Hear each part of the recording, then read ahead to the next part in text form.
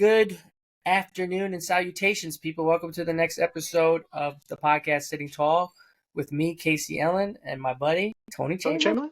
That's me. And today we have a very special guest coming from, I believe, Minnesota. Minnesota. The lovely Hope Hoffman. Hoffman. Yes. Good. Welcome to the show. Yes, welcome. Welcome. Yeah, I'm flattered that you guys wanted to. It was super last minute, but flattered that you wanted to have me on. Hey, so what's wrong with you? Super last minute. What's wrong with you? We're all technical difficulties today. It's all, we're gonna make this beautiful. Okay, so you look like you're missing something. Are you do you have any headphones or like a mic or anything like that? Like, what's going on? We're gonna have to focus right because they're having some difficulties with their sound boxes right now. So we're just gonna go straight all natural today. All natural. Yeah, you should send definitely a complaint letter to these people. They better endorse you. Be like, all right, here we're gonna send you like 1 million different products. Yeah, this is It's terrible. We have a podcast to run over here. So tell us a little bit about yourself. Kind of give us a little backstory on you, because I feel like we've been friends on Instagram for a little while now. So I feel like we've been following each other, and I obviously know a little bit of your story, but I feel like let's let the people know. Oh gosh, I feel like with my own podcast, I haven't done like a whole deep dive into everything. But my name is Hope. I'm from Minnesota, as we said, kind of the Minneapolis Twin Cities area. I was born with spina bifida, for anyone who wouldn't know what that is, it's basically, the way I describe it is it's like a spinal cord injury from birth. And so there can be different levels to it. The way that worked out for me is that I wore leg braces growing up until 2019. I'm contractually obligated to not say it was medical malpractice, so it was not medical malpractice. I like saying surgical assault. I feel like that gets it like the message across. I like that. Like a more deliberate way to say it. So yeah, that happened with a prosthetic from that point on. And it's an interesting dichotomy that I've been able to see both sides. And I think you guys will be really into this too, of born disability versus acquired disability and kind of the hierarchy and differences that come with that. And so I've seen everything from a very different perspective. But yeah, going through all of that and having basically like a 5-year plus legal battle, I wasn't really able to express myself. And so starting my own podcast, The Hope Theory, which was kind of a tag along with my Instagram handle, that started in April. And I've been doing it like once a month ever since. And it's really been more about reclamation for me.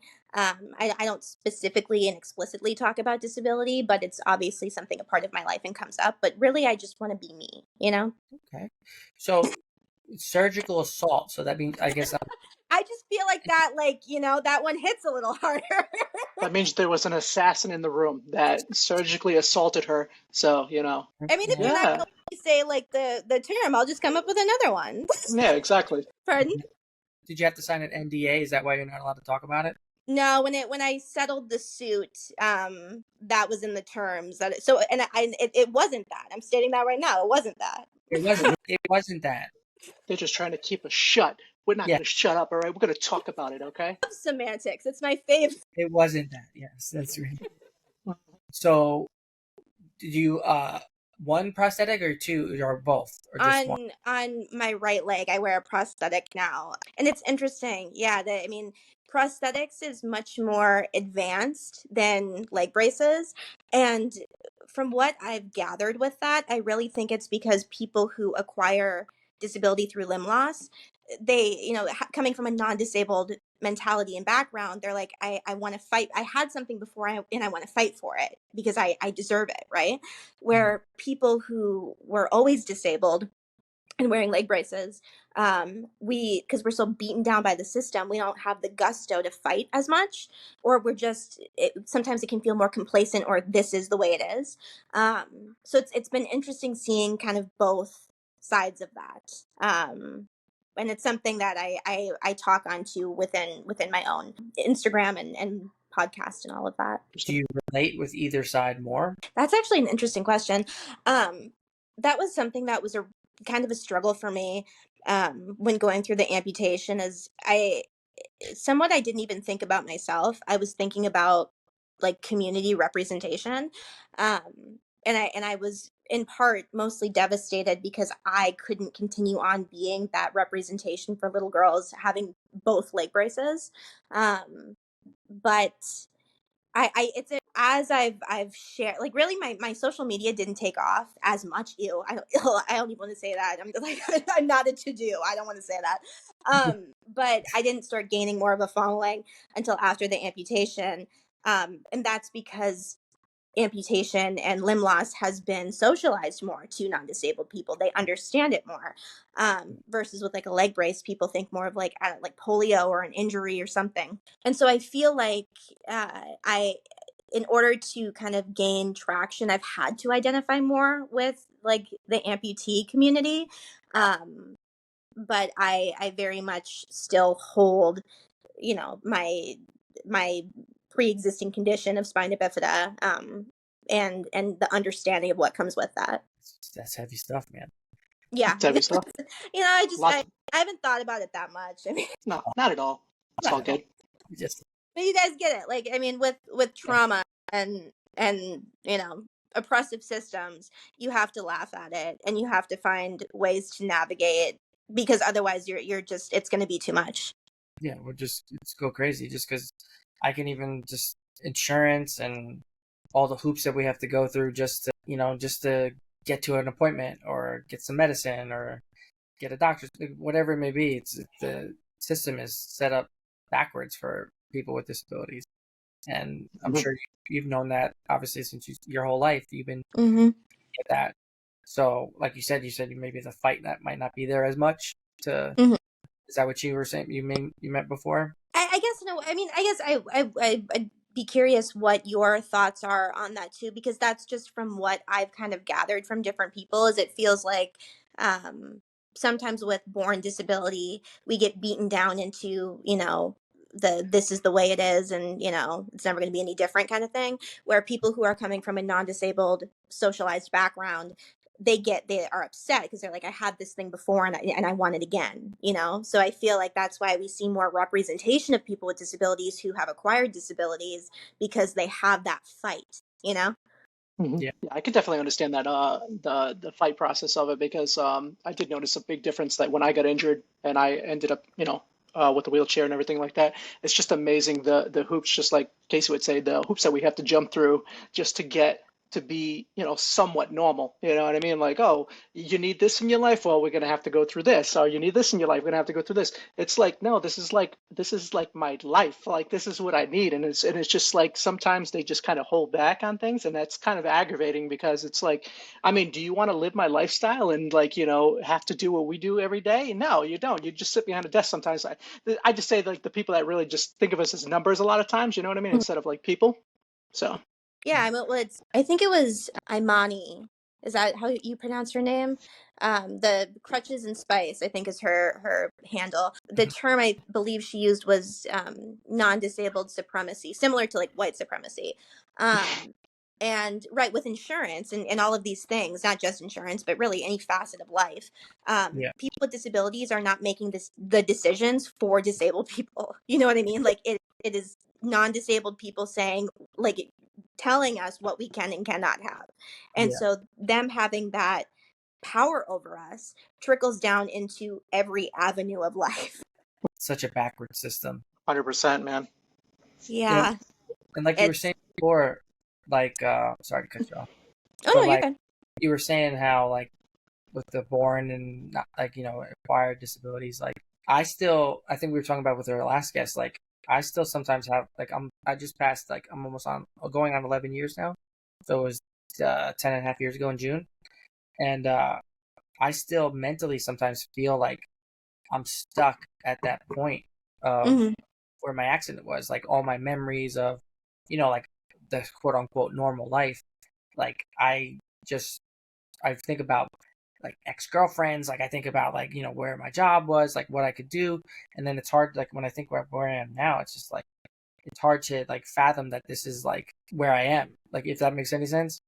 Oh, there's definitely in on different levels and in different ways for everyone with disability, there's a grieving process.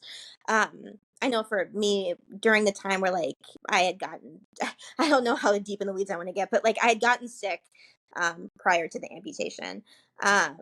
And at the time that I had gotten sick, I was thriving. I was working for the governor here in Minnesota. And at that, the transitions that were happening at that time and like the connections I was making, I replayed it in my head for a really long time of how like I'd probably be on Capitol Hill right now. And that's what I wanted to do, right? And I still could, you know, in a different way, but missing out on like those specific opportunities in that specific time in your life is definitely something that it's a grieving process. Yeah, totally, for sure. Still, that's why I'm a therapist. I see him once a week. I pack a lot of things. It's like, bro, we need to talk. Which is a good thing, you know, like a lot. Yeah, exactly. Kyle, got a lot of things to talk about today. I hope you're ready. I have a question. So, just to kind of go off topic a little bit, when you ended up getting your prosthetic, I kind of wonder, like, how do you go about like picking like what you want? Because I know, like you said, everything has come a long way with prosthetics and everything like that. And I know you can like style, just like what us with our, like our wheelchairs, like we can do like colors and everything like that. And I noticed that yours kind of looks like a Burberry kind of style. You know Yeah, what I mean? So, well, like, how did you go about getting that? I definitely was not the first one. When I think non-disabled or disabled people with prosthetics, it's certainly not like a pick it off the shelf kind of deal. It's a very like intricate process. And Hmm. so there's the socket piece that goes actually like on your actual leg and is molded to you. And then there's an ankle piece and then like a foot that you have to order and then like you put it all together. But yeah, there's a lamination process with the prosthetic in the same way that you can do with like an AFO, ankle foot orthotic. I think I've been saying AFO. That's an ankle foot orthotic for anyone who doesn't know what that is. Leg brace. But with the prosthetic, yeah, I went through like a lot to get like the right fit.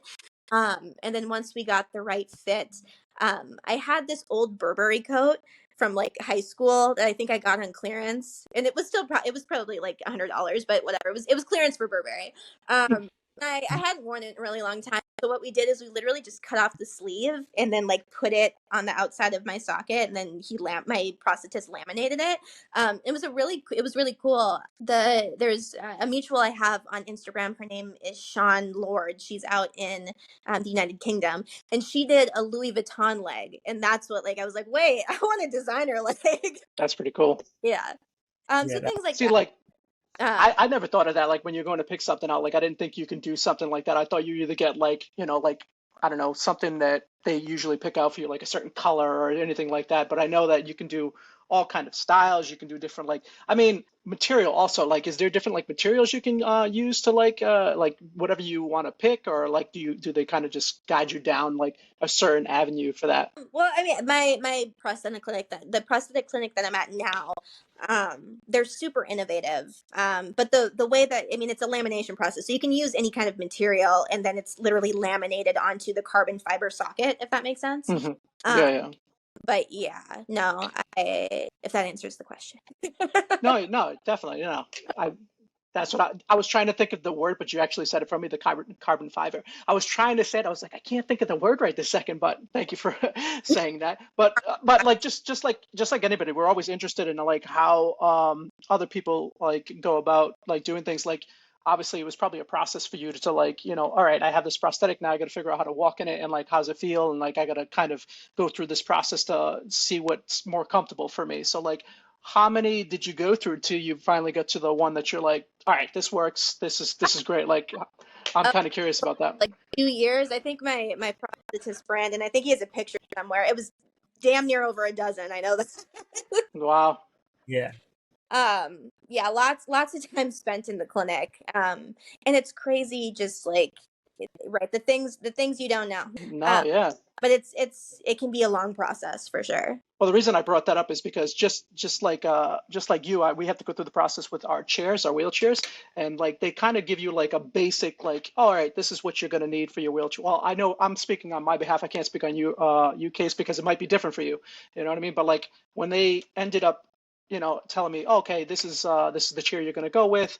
How do you want to like modify it to like you, and like they recommend like a cushion, and I'm talking about being very early in my situation. So like I just thought like, oh, I just needed a chair to get around. But then after like being in it for a while, I realized, oh, I wish I did it this way. I wish I did it that way. So like now, like if I want to go get a new one, I have a lot more of an idea of like what's going to fit me or what's going to be more comfortable for me, because nobody really ever tells you that. Like when you're first starting off, like, oh, let's go through this process of like, and like they never give you the option of like, oh, give you this chair, and then like if you don't like it, we could just, you know, give you another one or do that, because they just say, all right, once you get it, that's it. You know what I mean? That's pretty much your chair, and like you can modify it along the way, but there's so much time in between for them to like, all right, we have to go through, just like we said, the insurance, doing the paperwork and blah blah blah blah. So I think it's a bit of a pain. So that's why I kind of wanted to ask you about like the process of you going through like your prosthetics, you know? Yeah, the first clinic that I was at, that would have been a pain in the ass. It was a pain in the ass. I'm glad I switched to a different clinic that they're very innovative and like figuring out the right codes and like just really fantastic on how to make things work through insurance. And so why we were able to like really get it right for me. Um, but yeah, I think um I don't believe in people who say like like when someone tells me like no we can't do that, it's like okay, so you haven't done that before, got it. So like if someone tells me no, I just go elsewhere, and I'd recommend that for anyone else. Like if someone tells you no, fuck you and leave. Yeah, no, definitely, 100%.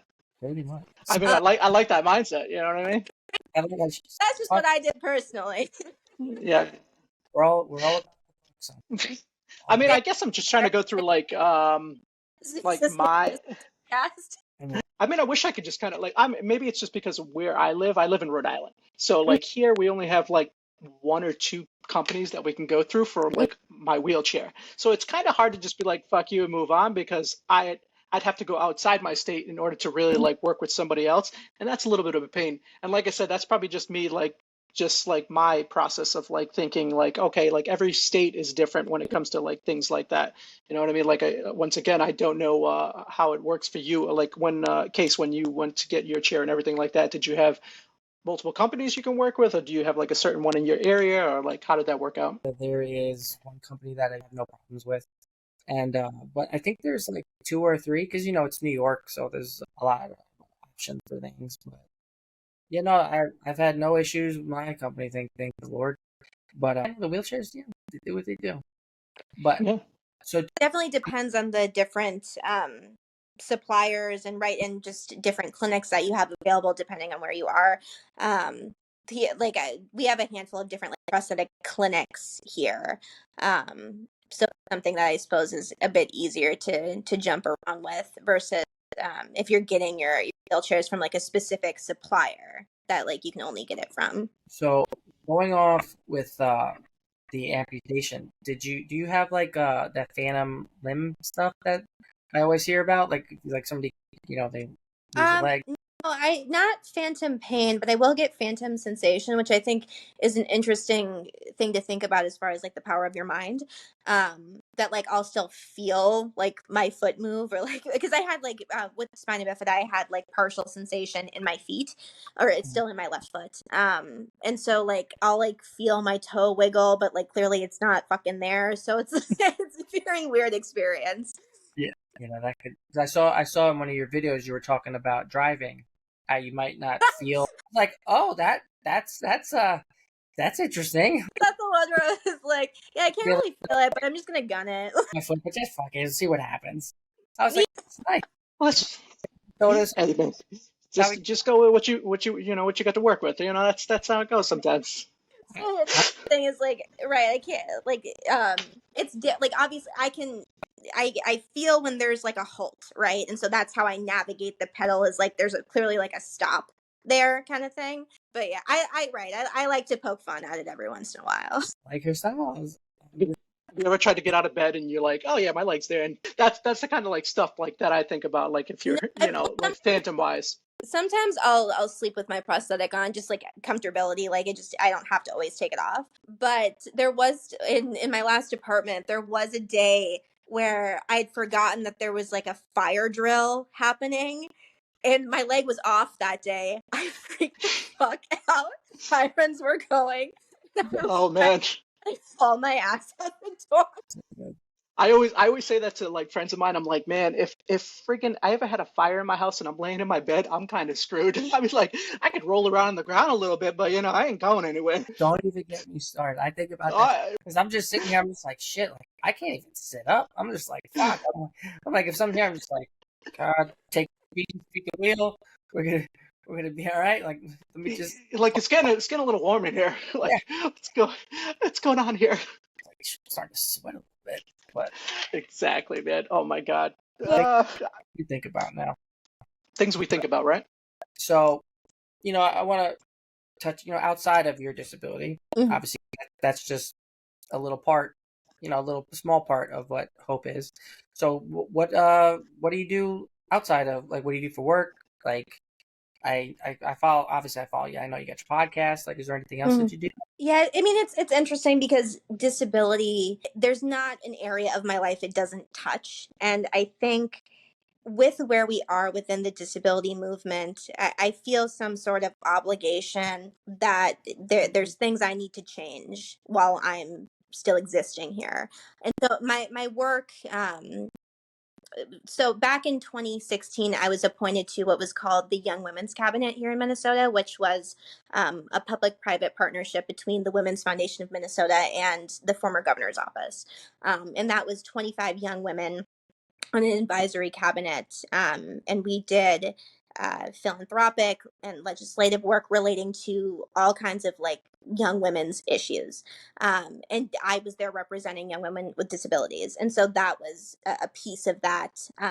And I've continued on doing legislative based work and policy work, not always around disability, but primarily. Like I think it's interesting, when people like applaud you or give you a pat on the back of like, oh, you're such a great advocate. It's like, well, I don't have a fucking choice. Like if I'm not fighting for my life, I don't have a quality of life. I can't just like lay down. I don't have an option. Yeah. And so yeah, it's my work piece is, but also like outside of that, like I love writing. I do a handful of poetry that I post on my Instagram every once in a while. But even that, like my experiences are impacted by disability. You know what I mean? I play piano.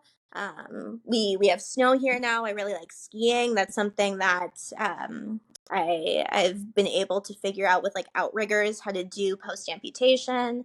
Yeah, so I think that it's an interesting balance that we kind of have to find, existing with a disabled identity of the fight and the obligation of fighting for a better quality of life, but then also recognizing the humanity within ourselves. And that's something that I'm still finding that balance and like recognizing like, okay, what does hope want to do? Like I know what I have to do, but what do I want to do? And I think that that's kind of where there's a dissonance for me, of I know what I need to do like within this life, but I also have to find the time to do things that I want to do. It's a balance, a tightrope act we have to do. And it can feel dehumanizing, to feel like our lives are so absorbed with disability, and that we have to always be educating and advocating, that we don't feel like we get to explore truthfully who we are as people. I don't. Do you guys feel like that at all? Oh yeah, 100%. Mhm.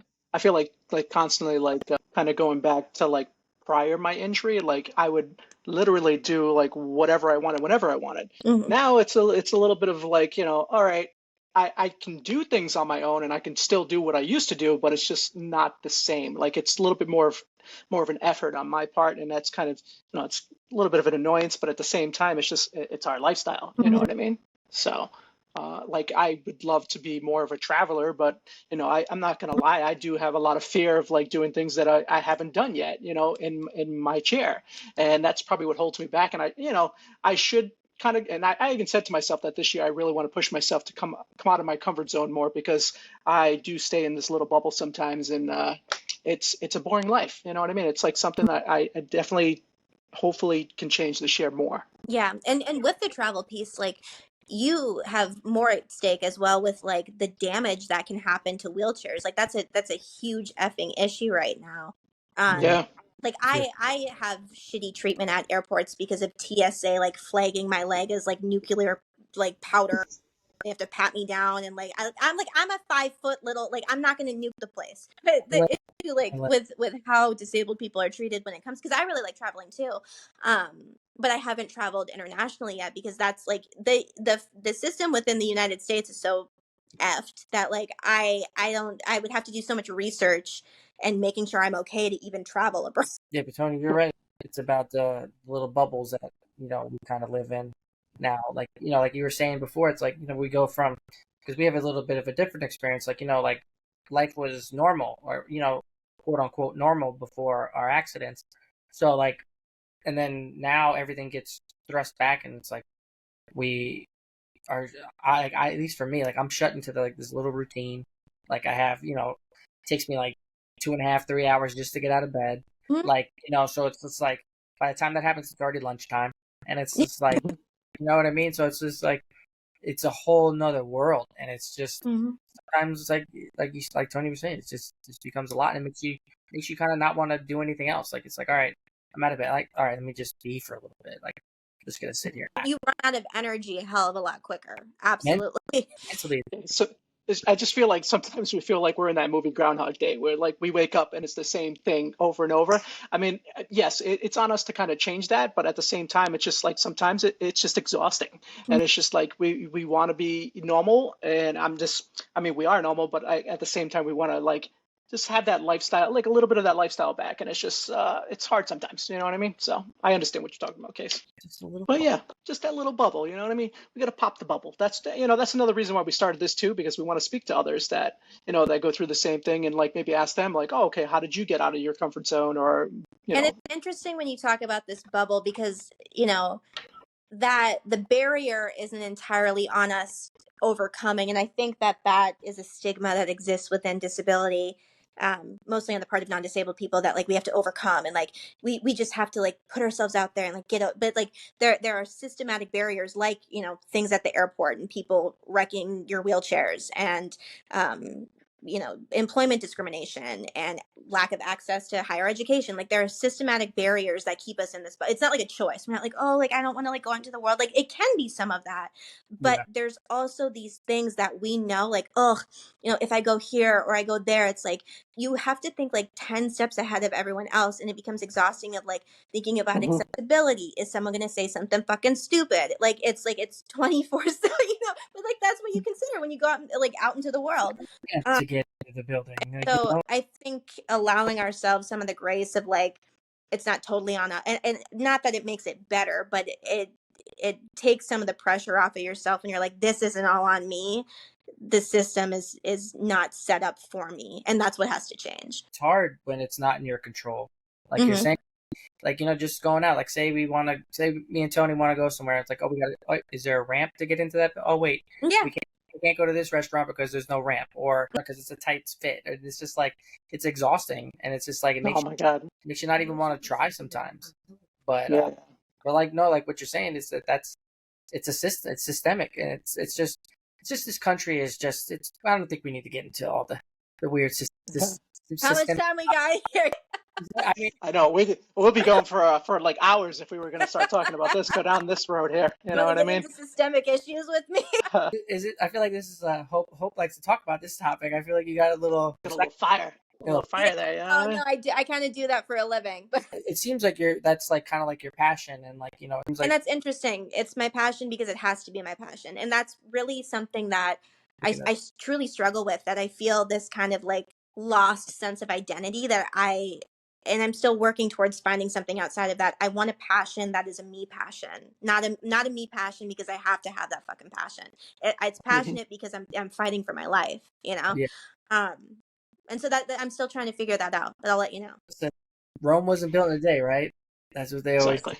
Oh, The passion is real though. It's all good, like it's just like you said, you're passionate about it because you have to live it, you know what I mean? But like at the same time, there's definitely things that you have to be passionate about outside of that, like I just found out like recently that I'm pretty passionate about like artsy things and everything. That's why like, well, Casey started me into the whole painting thing and everything, and that kind of mellows me out. It actually takes me out of like my everyday routine, or like even just thinking about, oh, this life kind of sucks, you know what I mean? It's just like that one thing that kind of just you got to kind of focus on that one thing that makes you happy, and that you don't have to go, oh, this is what I have to do. It's what I want to do, you know? Yeah, and everyone needs that, and especially when you're fight, you have to find that. I just started playing video games, which has been pretty fun. Yeah. So I'm playing a little Harry Potter. I actually was killing some trolls right before I got on the microphone. So nice little afternoon. I just wandering around the wizarding world, you know. And But it's funny because I remember you telling me like, "Oh man, I miss video games." The last time we talked, like you're like, oh, I miss because I was talking about it." You're like, "I actually missed that." And I'm super like excited that you finally, got a setup and you're doing what you want to do and like have fun with it. You know what I mean? yeah, for sure, it's a little getaway. Speaking of, how did you come about like getting that setup for yourself? Like, did you end up buying that stuff or like, Well, I saw like a bunch of different people, on Instagram or one of the platforms, and I just saw. So I kind of took a little bit from each person, and I kind of made my own little rig setup, and it kind of works. I just got little buttons that I press. I got something like a little sip and puff switch. Got some joysticks.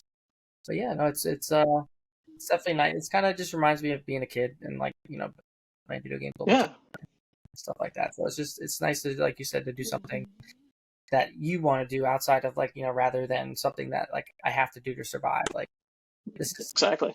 I I get joy. think one thing that I've just in hearing you guys talk, like what I'm rediscovering with that is I think fashion. Like when I was really little, I really loved putting together outfits, and like at one point I wanted to be like a stylist. And that's something that like I'm not going to talk about it, but there's things coming up with that will be really good for me in that arena. And so that's something I've rediscovered for myself, is like getting back into that like creative side of myself. Um, Hmm. that existed prior to a lot of trauma. So I'm not gonna talk about it, just gonna drop a little nugget there. Let us. Yeah, I'm on like the edge of my. There's a designer that she's new, but her name is Lady Fines. You can find her on Instagram, and there's some fun projects coming up with her. Nice. That's nice. That's awesome. Mm-hmm. That's another thing I love about like our podcast is I feel like we start like finding new avenues to like go down because like we never really thought about it. Like we talk to our guests and a lot of times they'll talk about something and I'm like, "Oh, that's cool. That's really interesting." And I mean interesting and I really want to explore that myself. So that's another reason that I love this podcast, is just because it kind of opens my mind to different things that I didn't think about, you know? And even just the way that you guys were talking about that, of like finding like what is that singular thing. um yeah, I appreciate you opening up that dialogue, because I'm thinking about that in a completely different way now too. It's something like you said, everybody needs to find, Hmm. whether you're able-bodied, disabled, whatever you identify as. Like you need to find something that you find joy in. Just let it take over for a little bit. Like find that little 5 to 10 minute part of your day where you can just be. You need it. Yeah, you need it because, like, I feel like even just like not, like I said, not being disabled, just able-bodied people, like they're doing a routine just like we do. Getting up, go to work, coming home, whatever, doing their little thing, just taking you out of that little routine a day and like just having a little joy for yourself. Hmm. We need that in our lives. You right over there? Yeah, sometimes So, these little so, so quad lungs, they do what they want to do sometimes. I was gonna say, do I have to call somebody? Like, what's going on here? Okay, good, good, good, good. Is there anything else you'd like to talk about, Hope? Is there anything else you want to share? Anything that experiences or things that you're doing? I don't know off like the top of my head, but if any of your followers want to find me on Instagram _ the Hope Theory _ and then my podcast is called the Hope Theory Podcast on all platforms. But yeah, no, I really appreciate you guys having me on. This was a good conversation. And we appreciate having you. Yeah, no, thank you for coming. Tony, you have anything else? Or No, I think we hit about everything that we wanted to talk about. I think the only thing that we missed, I don't know how much time we got left, but you were talking about your podcast. Could you just get into it a little bit more? Like when you said you started in April, Mhm. and like what do you talk about in your podcast? Just real quick. Oh gosh, I've got it. I mean, really, it's been a lot of me and like my girlfriends gabbing. And then I've done a couple interviews like with my Instagram friend Jessica, who's a graphic designer. Did more of an interview style with her. But yeah, talking about like things related to like pop culture, or politics, or astrology, and that even though my podcast includes disability, talking about kind of just like society and culture type topics and being myself and going back and forth with my friends, that's been something that's been very freeing for me. And I think where my mentality was at with it is like, there so often I feel like people with disabilities get shoved into that niche of only talking about disability, where I wanted my podcast to be talking about like hitting anything I want to talk about, and happen like it happens to be someone who is living with a disability. Yeah, so we try to do too. We try to mix it up. Not all one. Yeah. It's just because we're all living in the same world. The same. We just. Yeah, So you nice. don't want to be pigeonholed. Yeah, we don't. Hmm. Nobody puts baby in the corner. Nobody Nobody puts puts baby in baby the in the corner, baby. corner. But this has been it's been a pleasure, and just wanted to give a shout out to our sponsors, Seven Bros Apparel, and this has been another great episode of the podcast Sitting Tall, and keep an eye out for the next one. Thank you, All right, guys. thank you.